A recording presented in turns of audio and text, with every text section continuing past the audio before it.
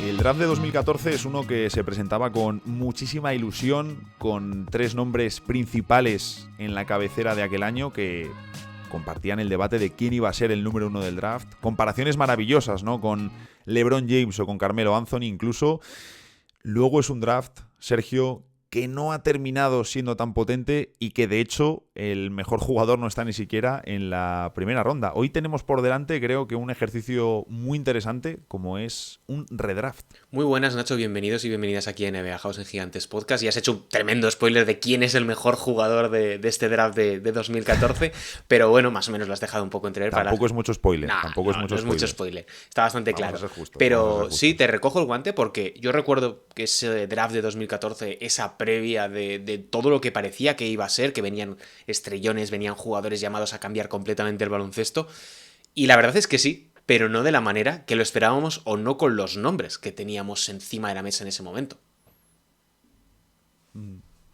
Sí, porque más allá de los 3 gigantes, ¿no?, que dominaban la conversación, Joel Embiid, Andrew Wiggins y Jabari Parker, que también ahora hablaremos de ellos, se hablaba mucho de otra serie de jugadores, ¿no?, que llegaban, algunos con muy buena carrera desde el college, desde la NCAA. Teníamos, por ejemplo, Julius Randle, teníamos Aaron Gordon, pero bueno, Marcus Smart, que son jugadores que sí que nos suenan más o que llegaban siendo figuras muy prometedoras, pero podemos hablar, por ejemplo, de otros jugadores como Noah Vonleh, Tyler Ennis, jugadores que han tenido más problemas luego para trasladar su juego a la NBA. Doug McDermott, Sergio, que llegaba como uno de los grandes anotadores de la historia de la NCAA. Hubo un traspaso muy interesante por él en el draft y luego no terminó de replicar o no terminó de conseguir el nivel que se esperaba. Así que es un draft que llegaba, como decíamos, con mucho hype, pero muchos jugadores, tengo la sensación, de esa mitad de primera ronda no terminaron de darle la profundidad que quizá necesitaba este draft. Claro, es que para que la gente lo tenga en cuenta, este draft, vamos a repasar rápidamente y ya empezamos con cómo sería nuestro redraft. Vamos a ver cuáles fueron, las selecciones de lotería, porque aquí a más de uno se le va a caer la careta. Empezamos por abajo, que es con el 14, los Phoenix Suns eligieron a TJ Warren, una buena elección. Seguidamente, Minnesota Timberwolves eligió a Zach LaVine, que puede considerarse incluso un robo del draft por lo bajo que estaba en ese punto. En el 12, Orlando Magic, que acabó en Filadelfia, eligieron a Dario Saric, que era una de las grandísimas estrellas de Europa, venía del EFES, venía de ser uno de los nombres más importantes de ese momento en la NBA. Luego, Doug McDermott, por parte de Denver Nuggets, traspasado a Chicago Bulls. En el 10, Elfrid Payton, que fue el traspaso de Dario Saric. Noah Vonleh, que lo mencionabas, horroroso el draft que hicieron los Charlotte Hornets, como siempre, en esa ocasión. En el 8, el mejor nombre que venía desde college para este tipo de perfiles, que era Nick Stauskas, que parecía que iba a comerse el mundo, y al final acabó en Europa y en China. En el 7, Julius Randle, que si te acuerdas cayó bastante, creo que fue por una lesión que tuvo final de temporada. En el 6, Boston eligió a Marcus Smart, una gran elección. Al 5, Dante Exum, que vueltas ha dado la vida, que lo eligieron los Utah Jazz, que parecía otro, que venía a ser un jugador revolucionario y por las lesiones pues no pudo serlo. Al 4 ya entramos en lo interesante, Aaron Gordon por Orlando Magic. En el 3, Joel Embiid, que venía de un único año en Kentucky. En el 2, Jabari Parker por Milwaukee Bucks. Y en el 1, Cleveland Cavaliers, Andrew Wiggins, traspasado después a Minnesota Timberwolves en ese intercambio con Kevin Love. Quiero recordar, por ejemplo, que porque lo decíamos, ¿no?, que Doug McDermott fue elegido con ese número 11 del draft y fue traspasado. Fíjate lo que dieron a cambio los Chicago Bulls, porque es que dieron la elección número 16, que era Jusuf Nurkic, y la elección número 19, que era Gary Harris. Es decir, Denver sacó auténtico oro vendiendo el pick de McDermott a los Bulls, una elección que a Chicago luego no le funcionó, y de hecho el mejor baloncesto de McDermott no lo ha jugado en Chicago en su carrera en NBA. Y luego, aunque es cierto que Jusuf Nurkic y Gary Harris, Nurkic por la presencia de Jokic y Gary Harris porque terminó traspasado, pero sí que son dos jugadores que han hecho más carrera en NBA y yo creo que, sobre todo, que son más adaptables a un quinteto titular que quiera ganar, o lo han sido en su carrera, que McDermott, ahí por añadirlo como pues detalle. que McDermott, o sea, tanto McDermott como Nick Stauskas venían con un cartel en ese año, que tú te acuerdas, sobre todo McDermott, que venía de ser súper importante en NCAA. Te recuerdo de esos estrenos de pretemporada de 2014-2015 que Doug McDermott me mete una canasta sobre la bocina de estos partidos random de inicio de curso, que dices, bueno, este chaval puede ser un gran jugador como tirador en una época en la que empezaba a crecer ese volumen de lanzamientos exteriores, pero claro, se le acabó comiendo, que es uno de los peores defensores que ha pasado por los últimos años en la NBA en términos de jugadores exteriores. De hecho, yo creo que a día de hoy sigue siendo muy útil como jugador ofensivo, ¿no? En el sentido de, oye, pues para un contender, para temporada regular te es muy valioso. Luego en playoffs va a tener más problemas y lo hemos visto, por ejemplo, este año cuando los Pacers, que se hicieron con él la mitad de temporada desde San Antonio, le meten en algún momento contra Boston Celtics porque se les habían caído jugadores por lesión a lo largo de la postemporada. Y es que McDermott, el pobre, creo que en ataque es innegable la mano que tiene, el movimiento sin balón que tiene, lo inteligente que es para ocupar espacios y moverse, pero claro, es que todo lo que te resta atrás, y más ahora que es un jugador veterano, le ha penalizado mucho a la hora de poder ser un jugador de más minutos en la NBA y hacer homenaje a ese número 11 del draft, pero yo creo aún así que esas elecciones consecutivas de Stauskas y Noah Vonleh son con diferencia las más duras de ese top. Y yo, por ejemplo, aquí te lanzo una pregunta, porque claro, evidentemente no estamos dentro, no sabemos luego cómo funcionan los jugadores. A mí, por ejemplo, sí que me contaron que Dragan Bender dejó muy malas sensaciones en Phoenix por su trabajo, por su ética, etcétera, etcétera. Pero claro, en casos como estos, Stauskas o sobre todo Vonleh, que yo sí que pensaba que era un jugador más preparado para hacerlo bien en la NBA, luego no pasó de jugador de rol. ¿Hasta qué punto es aquí culpa de la franquicia? Porque claro, hablamos de franquicias como Sacramento y Charlotte que no destacaban precisamente por hacerlo bien con todos sus jóvenes. ¿Hasta qué punto es? Y Phoenix es otro ejemplo en esos años de Bender, Marcus Chris, Josh Jackson, etcétera, etcétera. ¿Hasta qué punto es culpa de la franquicia y hasta qué punto es culpa del jugador, que es un chaval en muchos casos de 20 años? Yo creo que yo aquí siempre pongo la responsabilidad, no la culpa, en la franquicia, porque es quien toma la decisión. El jugador es el que es. Al jugador no lo puedes cambiar ni le puedes exigir que se convierta de la noche a la mañana en Michael Jordan, o en este caso, cuando estamos hablando de tiradores en Ray Allen. El problema ahí es valorar el talento. Y esto ocurre mucho si lo tienes en cuenta con los mocks. Mucha gente dice, bueno, este viene proyectado entre top 5, top 6, de tal. Y luego la realidad es que, como todo el mundo repite lo mismo, porque nadie tiene la perspectiva que puede tener un scout o alguien que se dedica profesionalmente a analizar a los jugadores universitarios e internacionales, claro, te encuentras con un Nick Stauskas, con un Noah Vonleh, con un Elfrid Payton, que parecía que sí, pero porque lo único que has visto de ellos es college. Claro, aquí hay que tener una visión mucho más abierta. En ese sentido, yo sí que pongo más la atención en las franquicias que en los jugadores, porque claro, a Nick Stauskas, que venía a ser súper importante en Michigan, venía a hacer 2 años completos en NCAA, pasa a ser un jugador más. Y muchos de ellos se acaban perdiendo por este paso tan importante de ser cabeza de león. No, perdón, es cabeza de ratón a cola de león, que es en el caso de lo que ocurre en NBA. Sí, yo ahí estoy muy de acuerdo contigo en que hay que mirar siempre primero al equipo, ¿no? Que hablamos de tal, es que qué pedazo de pufo del draft. Bueno, perdóname, vamos a mirar esa franquicia que ha hecho en los 5 años anteriores y 5 años posteriores a esa elección. Mira todas las elecciones y si solo hay 2 o 3 que han sobrevivido, quizá eran porque eran superhombres o tenían algo muy especial, ¿no? Que les ha permitido superar a una franquicia que estaba perdida de rumbo, ¿no? Pero bueno, yo ahí estoy muy de acuerdo contigo en que tendemos a mirar a los jugadores y hay que responsabilizar más a las franquicias del trabajo que hacen. ¿Quieres que empecemos con Sí, por supuesto. con el redraft? Vamos con ello. Bueno, vamos a hacer el top 10, vamos a hacer las 10 primeras selecciones. Estábamos comentando ya un poco fuera de micro un par de casos que eran llamativos, pero yo en este caso, para cerrar mi top, lo he tenido bastante claro. Y en el número 10, aunque quería poner a TJ Warren, que es un jugador que me encanta porque ha jugado en mis Suns, que estéticamente me ha parecido una luz de mis favoritos, TJ Warren, con ese tiro de media distancia cuando llegó a la liga. Creo que las lesiones y el haberse perdido luego después, sobre todo en la parte de Indiana, que le vimos a un gran nivel, creo que eso le baja y al que meto, aunque es cierto que al mismo tiempo llegó un poquito más tarde a la liga porque estaba en Europa, meto en el pick número 10 a Bogdan Bogdanovic. Es que yo tenía el mismo. O sea, yo tenía el mismo por razones bastante similares, porque Bogdan Bogdanovic al final se ha convertido en un sexto hombre muy bueno. Estamos hablando de uno de los mejores jugadores del baloncesto europeo.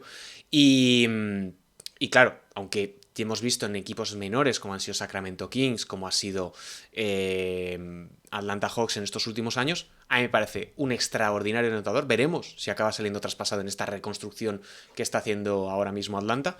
Pero claro, por no repetirme, yo voy a poner aquí a Jusuf Nurkic, pero simplemente por darte otro ángulo, por darte otro jugador, que me parece un pivot bastante sólido, limitado a nivel defensivo, pero que a nivel de ataque lo hemos visto a muy buen nivel en Portland Trail Blazers a lo largo de los últimos años. Y ojo, porque veremos en qué acaban en tus Phoenix Suns, a ver si consigue convertirse en ese interior solvente y sólido que necesitan tanto el equipo, pero que con el paso del tiempo yo creo que se ha sentado bastante en esa zona alta de la liga, de los que son titulares constantes, que yo creo que es bastante para lo que puedes pedir, digamos, en un hipotético pick 10 del draft. Sí, ¿no? Y Nurkic al final, quizá por haber estado en unos Blazers que no han terminado de ser del todo competitivos, no siempre ha recibido todos los elogios que debería, pero Nurkic también por las lesiones, que es un jugador al que justo el año que ha jugado en Phoenix no se ha lesionado, pero bueno, un jugador que ha tenido bastantes problemas para poder estar en ocasiones sobre la cancha, pero a nivel de inteligencia, también de capacidad de pase, que se suele hablar menos de eso, creo que es de los mejores pivots de toda la liga, así que creo que es una muy apropiada 10ª elección. Para el 9, que aquí estaba diciendo, ostras, no sé si subirle más o si subirle menos, he tenido mis dudas, pero en el puesto número 9 me he quedado con Jerami Grant, ¿no? Que al final es uno de los mejores jugadores que nos encontramos en este draft. Pick 39 fue segunda ronda. Es cierto que es un jugador que ha tardado en explotar, que le vimos como complemento en equipos como Oklahoma, como Filadelfia, como Denver Nuggets sobre todo, y luego ya en Detroit Pistons y en Portland como un jugador más importante, y al que Sergio, yo soy muy de Jerami Grant, sigo con la espinita de que le podamos ver, ojalá la próxima temporada, en un contender, ¿no? Recuperando, siguiendo teniendo un papel importante, por supuesto, pero que no sea la primera o segunda opción, sino la tercera o cuarta de un equipo competitivo. Yo a Jerami Grant lo tengo un poquito más arriba en mi draft, en mi redraft de este 2014, pero luego lo analizaré en mi caso. Yo aquí he puesto a Clint Capela, que ha pasado bastante inadvertido por haber acabado finalmente en los Hawks, pero fue una elección número 25 de la segunda ronda. O sea, casi al final los Houston Rockets se hicieron con el suizo, y yo creo que ha sido uno de los interiores más sólidos, más constantes y que mejor rendimiento ha dado tanto en ataque como en defensa. Recuerda en el año 2020 que parecía que iba a ser como el jugador que terminase de elevar a Trae Young en ataque. No, hemos visto que eso ha sido un poco diferente porque la carrera del base ha sido un poco complicada, pero claro, a mí para una elección 9 del draft me parece que Clint Capela es un jugador muy interesante. Y ojo al dato que te traigo. Clint Capela es el segundo jugador de todo este draft con más Winsers, que es como una métrica que valora el impacto de un jugador dentro de su contexto. O sea, por delante solamente está Nikola Jokic. O sea, estamos hablando de un jugador que, claro, a ver, ha jugado para Houston Rockets, ha jugado para Atlanta Hawks, o sea, tiene mejor porcentaje en ese sentido que Joel Embiid, que Julius Randle. Y seguro que no me aciertas quién es el cuarto, porque te va a sorprender muchísimo. El cuarto de este draft. Vale, dame así un momentito rápido, pero... Es que no vas a adivinar en la vida. A ver, si dices eso entiendo que a lo mejor... Que no lo voy a adivinar en la vida. Vale, a ver, si lo dices a lo mejor en plan por trolear, Zach LaVine. No, Dwight Powell. Tiene más... Dwight Powell. Tiene más... No lo hubiese... Te he dejado rotísimo, tío. Madre mía. Tiene más Winsers que Zach LaVine, que Marcus Smart, que Jerami Grant. O sea, una locura. Para poner un poco en valor lo que es a veces este tipo de métricas que son un poco difusas, sí. Pero claro, al final ha estado en equipos ganadores constantemente. No, hay que siempre lo que decimos, ¿no? Que las estadísticas hay que ponerlas en contexto, y firmo debajo de todo lo que has dicho de Capela. Me parece un jugador infravalorado. Creo que la única constante positiva que ha tenido Atlanta en los últimos 4 años, y un tío que desde el primer momento cuando entró en Houston dio un rendimiento muy importante, incluido en playoffs. Yo le tengo más arriba y creo que te va a sorprender de lo arriba que le tengo. ¿Quién es tu pick 8? En el número 8, esta era una conversación que estábamos teniendo un poco antes, porque decíamos, ostras, hay un par de jugadores en concreto que son All-Star, pero que uno tiene dudas con ellos a la hora de si les meterías o no en tu equipo, de si te los quedarías o no. Y sé que va a haber gente que me dice, eres un terrorista, cómo le tienes tan abajo, ¿no? Pero quizá me estoy dejando llevar por un último par de años complicados, por el contrato que tiene, pero he metido en octava posición a Zach LaVine, que es uno de los jugadores más mediáticos y más brillantes de este draft. Evidentemente es un talento ofensivo descomunal, muy estético, y en Chicago hemos visto una explosión anotadora muy importante, pero creo que es un jugador que condiciona bastante en el apartado ofensivo, que no es una estrella tan potente como entendemos, ¿no? No es un jugador tan top como para que sea el manejador principal de tu equipo, pero tampoco le puedes poner en el 3 y que juegue tanto sin balón, y que luego a nivel defensivo es un jugador que también condiciona demasiado. Entonces, siendo un All-Star y siendo un talento ofensivo de los más importantes de la liga, yo es un jugador al que evitaría tener en mi equipo. No. Yo a pesar de que lo haya puesto un poquito más arriba que tú, yo también lo evitaría tener en cualquiera de... Si yo fuese un general manager, yo no querría tener a Zach LaVine en el equipo. Un poco como lo que hablamos en el anterior episodio de la llamada que se filtró entre Warriors y Bulls por Chris Paul, que tal cual, tan pronto vieron la oferta, Justo. decieron, bueno, vamos a cortar a Chris Paul porque no quiero tener a Zach LaVine. Yo aquí en el 8, Gracias, pero no. Gracias, muchas gracias, pero ya tengo lo que necesitaba. Yo en el 8 he puesto aquí a Jerami Grant, que cogiendo un poco lo que decías, a mí me parece un jugador, sobre todo, que ha tenido una evolución muy interesante, porque llega a Filadelfia en un momento en el que están en plena reconstrucción. Es un jugador que no tiene tiro, que es por las dimensiones de su envergadura, no tenía la capacidad de poder armar un lanzamiento en suspensión óptimo, pero con el trabajo, con el paso del tiempo, se acaba convirtiendo en uno de los mejores 3&D sobre bote de toda la NBA. Lo hemos visto sistemáticamente desde que llegó a Portland lanzar pues casi al 40% en triples, que es yo creo que una cima.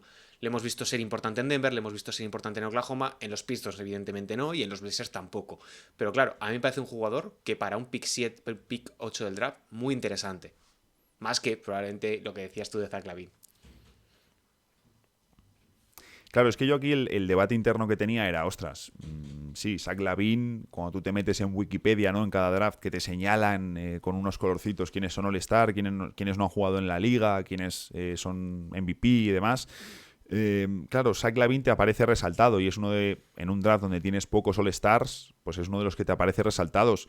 Pero es que yo, incluso si me dices hace 5 años, me quedo en mi equipo, sea cual sea, antes a Jerami Grant que a Zach LaVine. Bueno, a lo mejor si quiero tanquear y quiero un jugador para que se tire todos los tiros, escojo a Zach LaVine, pero es que luego a lo mejor vas a tener problemas para traspasarle. Entonces, si a lo mejor fuese un draft por necesidad de, ostras, soy X equipo, es que lo mismo LaVine le ponía 10º, es que no lo sé, no sé dónde le pondría, porque sé que Jerami Grant le tendría en mi equipo antes, e incluso en función del equipo, si me dices Zach LaVine o Bogdan Bogdanovic, a lo mejor prefiero al serbio como jugador de banquillo antes que meter a LaVine como titular. Claro, yo aquí ya avanzo al pick 7, yo aquí tengo a Zach LaVine, porque, claro, yo he ponderado un poquito más, no tanto el hecho de que fuese All-Star en 2021, que tiene una trampa como una catedral, porque hubo bajas, era una temporada muy extraña, etcétera, y tenía que renovar contrato, que este tipo de cosas a mí me parecen maravillosas. Entran dentro de la categoría Julius Randle de la vida, que luego hablaremos del bueno de Randle.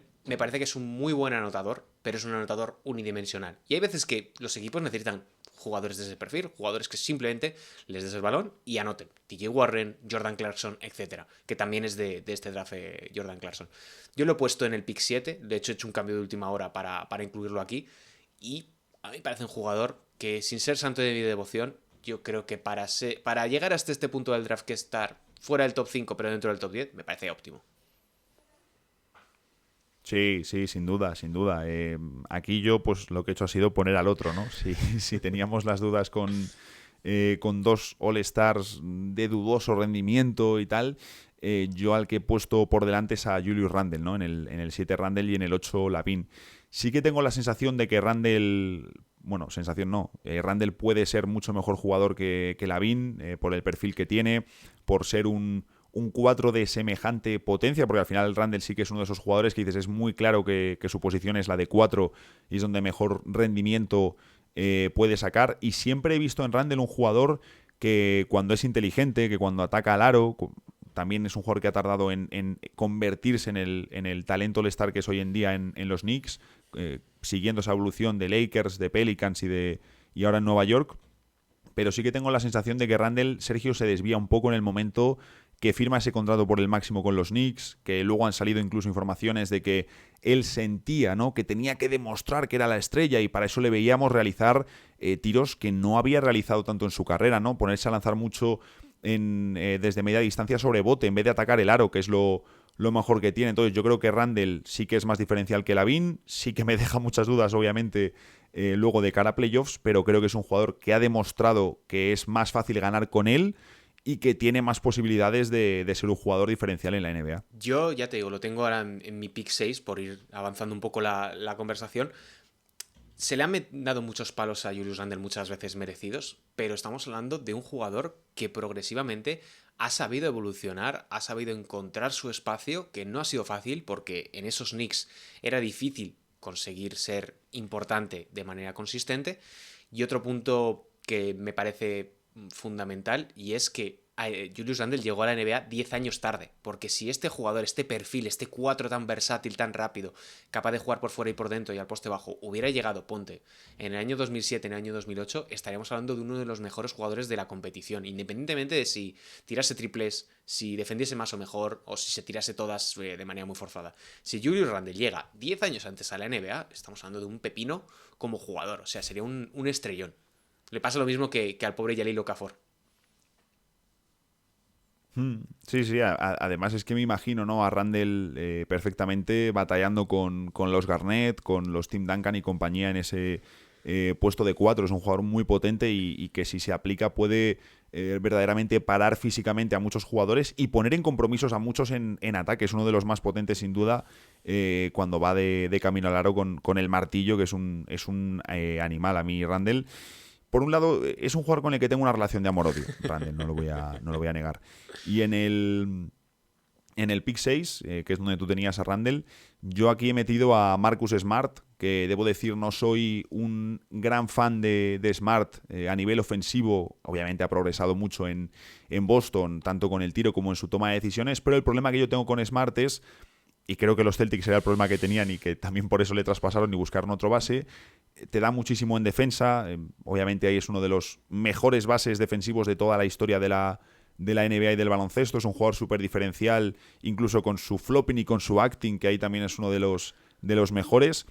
Toda esa parte es indiscutible, toda la parte de liderazgo, de lo que no se ve y no se refleja en la estadística, pero es cierto que a nivel ofensivo, con su toma de decisiones, con las pérdidas, con lo irregular que es con el tiro, sí que me deja bastantes más dudas, Sergio, al estar en una posición en la que es manejador, pero no es tan buen tirador como para ponerle en parado siempre, aunque te ves obligado a ello. Entonces, sí que es un poco el conflicto que tengo con Smart, ¿no? Que a nivel ofensivo me cuesta un poquito ahí ponerle entre el manejador, la estrella y tal de tu equipo, pero evidentemente es un jugador que te ayuda a ganar y eso siempre hay que valorarlo. Es un jugador ganador a pesar de que sea, y claro, como a los fans de los Celtics les gusta mucho esto, es un jugador mopa. Es un jugador que ve balón en el suelo y se tira, pero yo te diría que muchas veces solamente cuando juega de titular, que lo hemos visto en muchos otros casos que... Perdón, cuando juega de titular, no, perdón, cuando juega en casa, para que los aficionados pues se vengan arriba, casa, etcétera. ¿no? Sí, sí, sí. Claro, tendrás que hacerlo también en Charlotte Hornets y probablemente ahora me venga a decir algún aficionado de los Celtics que también lo ha hecho. Sí, bueno, para casos concretos siempre podemos encontrar excepciones.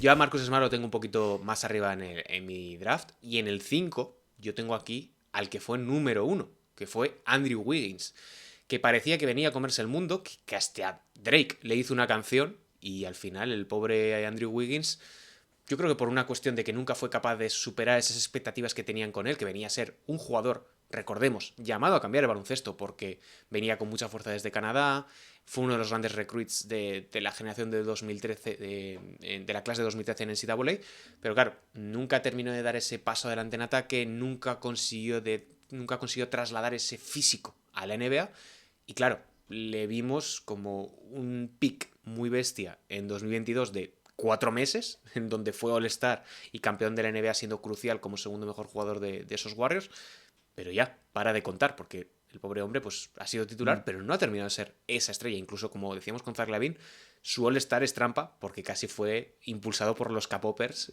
en esa votación popular. Pues mira, yo aprovecho que has sacado a Wiggins, yo le tengo un puesto más arriba, tengo a Wiggins en el 3 y a Aaron Gordon en el 4, pero por cogerle el guante con lo de Wiggins, Tengo la sensación de que al final con Wiggins y con Gordon pasa algo similar. Evidentemente el hype que había con Wiggins antes del draft era muchísimo más descomunal. Había mucho con Gordon, todo hay que decirlo.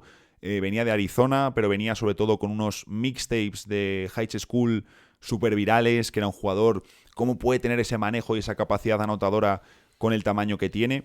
Y sí que tengo la sensación de que al final la mejor versión de Gordon y la mejor versión de Wiggins las hemos visto precisamente cuando les han sabido encajar en un rol concreto al lado de estrellas, ¿no? Lo decías tú con Wiggins en esos playoffs y esa temporada fantástica que hace con los Warriors para ganar el anillo. Recordemos que Wiggins en las finales de la NBA que gana Golden State es el segundo mejor jugador de la serie solo por detrás de Stephen Curry, defendiendo de forma fantástica a los Jays y aportando, no recuerdo ahora, pero en torno a sus 18-19 puntos por partido con además buen acierto. Entonces, yo sigo convencido que algo ha pasado después con Wiggins. No sé si es en la parte personal, que sabemos que ha tenido problemas, ha estado alejado del equipo. Yo creo que algo ha pasado con Wiggins, que le ha bajado su rendimiento, algo del terreno personal que se ha trasladado al terreno deportivo. Creo que sigue habiendo ahí un jugador muy aprovechable y ya hemos visto el rol que tiene que tener, no ser la referencia, ser tu tercer jugador a lo mejor, un jugador para ejecutar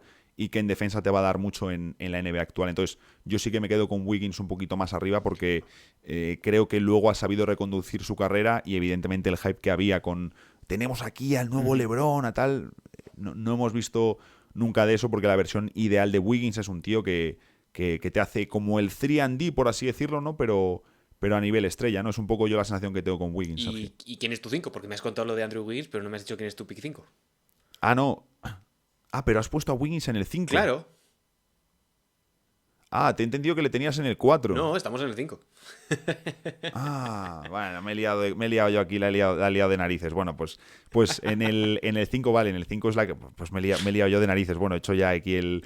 en el 5 te va a sorprender seguro. Tengo a Clint Capela, ya le has analizado antes, estoy muy de acuerdo.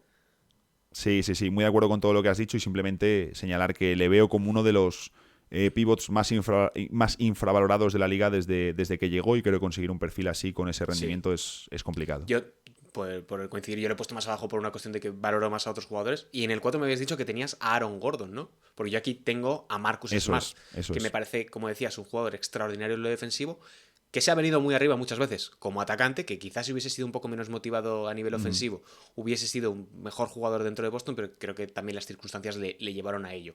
Y ya si quieres pasamos a ese pick 3, que yo por ejemplo aquí tengo a Aaron Gordon, que me parece el mejor jugador dentro de los mortales de esta clase, un jugador brillante a nivel defensivo, brillante en el juego sin balón y que en muchas ocasiones se le ha demandado algo que no estaba preparado para hacer, que era ser anotador, como vimos en Orlando Magic. Pero como tercera espada, como un jugador de equilibrador de rotaciones, es brillante.